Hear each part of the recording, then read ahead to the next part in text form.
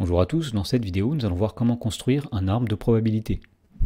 Dans l'exemple, on nous dit qu'une agence de voyage a constaté que 38% de ses clients ont voyagé en France et le reste à l'étranger. Alors on nous dit que parmi les clients qui ont voyagé en France, 83% d'entre eux ont été satisfaits de leur séjour et parmi les clients ayant voyagé à l'étranger, 78% ont été satisfaits de leur séjour. Alors on choisit un client au hasard dans cette agence et on note grand A l'événement « Le client a voyagé en France » et grand B, l'événement « Le client a été satisfait de son séjour ».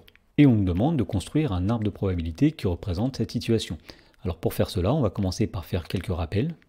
Alors pour représenter une expérience aléatoire, on peut utiliser un arbre sur lequel apparaîtront des probabilités conditionnelles. Donc ici nous avons un événement A, son événement contraire A bar. Donc les probabilités tout d'abord sont P de A, P de A bar. Et à partir de A, eh bien, si on va à un événement B, nous mettrons ici P de B sachant A, c'est-à-dire la probabilité de B sachant que A est réalisé. Donc même chose pour les autres branches, nous mettons ici des probabilités conditionnelles. Et donc il y a une règle qui dit que dans un arbre de probabilité, la somme de toutes les probabilités des branches issues d'un même nœud vaut toujours 1. Autrement dit, entre le nombre qui est ici et le nombre qui est ici, eh bien nous avons 1 au total, c'est-à-dire que la somme de ces deux nombres vaut 1. Et de même, la somme des deux nombres qui sont ici vaut 1 et la somme des deux nombres ici vaut 1. Alors, donc, nous allons représenter l'arbre de l'exemple. Donc, tout d'abord, nous avons deux possibilités.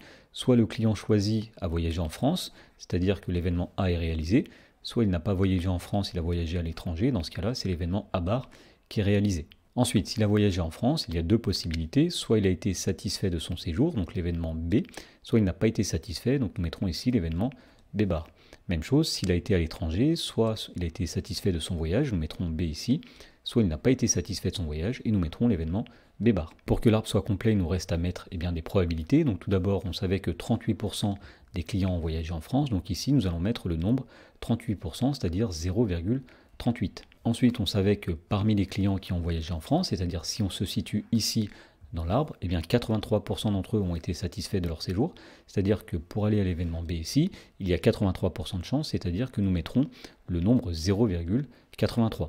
Et de même, on savait que, sachant que le client a voyagé à l'étranger, il y a 78% de chances qu'il ait été satisfait de son séjour.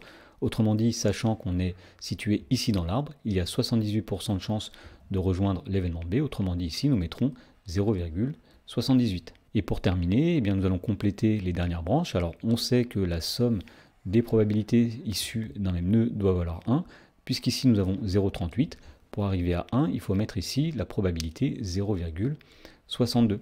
De même ici, nous avons 0,83. Pour qu'on arrive à 1 avec la probabilité qui est ici, il faut inscrire 0,17, puisque 0,83 puis 0,17 vaut 1.